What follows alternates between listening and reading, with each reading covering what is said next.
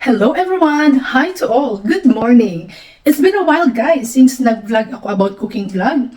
So, for today's morning, dahil may nag-request at nag-order sa akin ng isang Pinoy delicacy. So, for today's vlog guys, I am going to make biko.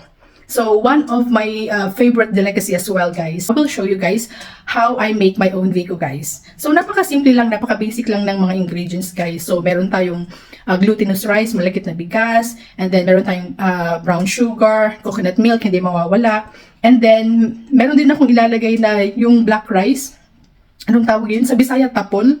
Hindi ko alam kung naintindihan ng mga Tagalog yung tapol na rice. Basta iyon, ilalagay ko din siya. Isasama ko siya para mag-mix yung color ng white glutinous rice at saka yung tapol na rice, guys. So, guys, as you can see, ito yung ating mga ingredients sa paggawa ng biko, guys. So, meron tayong glutinous rice o malagkit na bigas, and then brown sugar.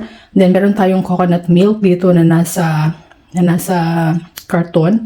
And then, meron tayong 1 can of coconut milk as well para sa ating latik, mamaya. And then, ito yung sinasabi ko sa inyo na tapol rice, guys. So, binabad ko siya kahapon, overnight, para pag saing natin ng glutinous rice, pati ito, hindi siya talaga mahilaw. Kasi alam mo, matigas to eh. Ito, matigas to siya. So, kaya ibinabad ko siya overnight. So, iyan. Iyan ang ating mga ingredients. But, yung ating tapol rice, magasan lang natin ulit.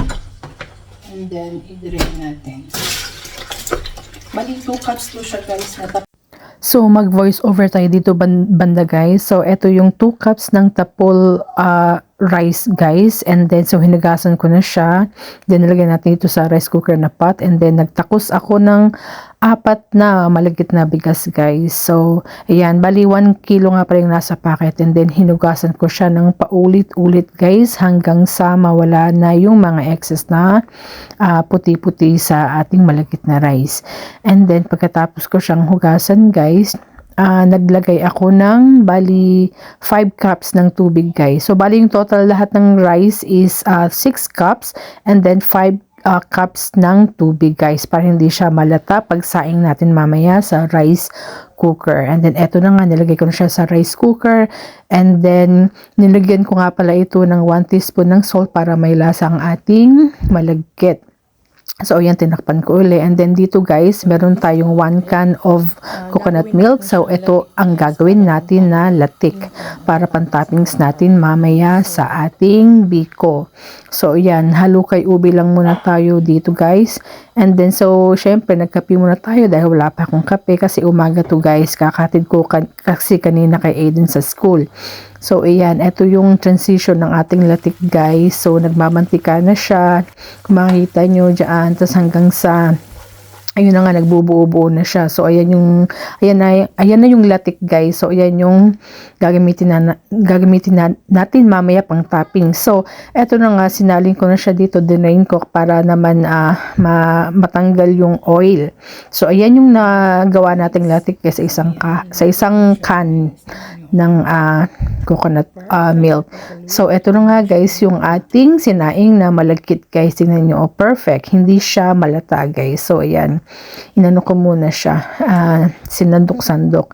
And then dito guys, sa kaha na malaki, eto palang coconut milk dito is 1 liter yan, guys. Pero I think marami yan. Marami yan para sa ating biko. So, ayan, nilagay ko na yung 500 grams ng brown sugar, guys. So, tinikman ko, and then, sabi ko, hindi siya matamis. So, itong brown sugar, guys, hindi siya gaanong katamis. So, kaya, inubos ko na lang yung 500 grams ng brown sugar, guys. Ayun, hinalo-halo natin dyan yung ating pampalasa mamaya. Ayan yung matamis na part sa biko. And then, nilagyan ko din siya ng half teaspoon ng asin. And then, nagpiga lang din ako ng lemon. Actually, kalamansi dapat, pero wala kaming kalamansi, lemon ang meron kami dito. Ewan ko, natutuhan ko lang to sa aking lola kasi nag-ano din siya ng kalamansi sa latik nga para daw mabango at saka may lasa. Basta may kakaibang lasa siya. Tapos, eto nga guys, dahil marami yung latik natin, so nagsalin ako dito sa bowl, guys, para gamitin natin mamaya pang toppings din. Tapos, ayan, eto na nga, nilagay ko na yung ating malagkit dito sa kaha, guys. Sa ating kawali, I mean. And then, ayan, halo-halo. Ayan, tingnan mo, medyo marami yung nating latik. So, ayan. nilagay ko na uli dito lahat ng ating malagkit na bigas na naluto na, and then yan, halo-halo tayo ang peg dito guys. So eto na yung pangmalakasang force natin dito guys, yung paghalo sa biko guys, dahil nakakapagod talaga siya, lalo na pag tawag na to, nag-sticky na talaga siya. Ayan, so yan, halo-halo lang muna tayo dito guys hanggang sa maging na siya, yung tawag na to, yung parang makunat na siya, yung parang na siya, chewy, chewy ba yun? Basta ayun. Ayan, so ayan, nagsali na ako dito sa tawag na ito, sa container. So nakasali na ako ng iba. So ito na yung last, and then ayan. So diyan mamaya makikita nyo na naglalagay ako ng sa kaha uli ng yung sitalin ko kanina ng latik, hanggang sa ipakakaramelize ko lang siya ng konti para ilagay natin sa ibabaw. Ayan, so yan, kung nakita nyo, nilagay ko na siya sa ibabaw. Pagkatapos kung malagyan yan guys, ilalagay na natin ang ating latik. So ito yung latik guys na nagawa natin kanina sa isang 1 can of coconut milk guys. So ayan yung latik na ating nagawa. So binubudbud ko siya dito sa ibabaw guys para... So there you go guys, my finished product of biko. Very yummy guys. So ito na yung finished product guys ng ating biko. So 3 tub yung nandiyan guys, kasi order yan sa akin guys. So mamaya i-deliver ko yan mamaya. So guys, thank you for watching. Please do subscribe to my YouTube channel. And then please like and share na rin guys, and then help me to grow more subscriber guys, para we can make more content for you guys. So that's it for today guys. See you on my next one. Bye bye. Once again, this card says smile.